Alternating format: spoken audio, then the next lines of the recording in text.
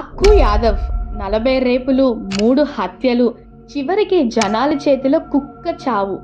ఇప్పటి వరకు పట్టుబడిన ఏ సీరియల్ కిల్లర్కు లభించని దారుణమైన చావు యాదవ్కు ఎదురైంది. మహారాష్ట్రలోని గూండాయిజంతో వణుకు పుట్టించిన యాదవ్ 3 మహిళలపై అత్యాచారానికి పాల్పడి చంపేశాడు. అయితే అధికారిక లెక్క మాత్రమే యాదవ్, అతడి గ్యాంగ్ 10 ఏళ్ల చిన్నారిని సైతం వదలకుండా అత్యాచారాలకు పాల్పడేవారు. యాదవ్కు పోలీసుల నుంచి కూడా మద్దతు లభించేది.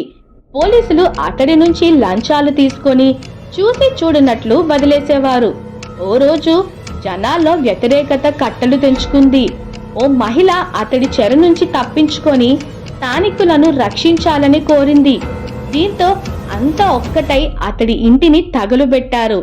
దీంతో యాదవ్ పోలీసులను ఆశ్రయించి రక్షణ కోరాడు.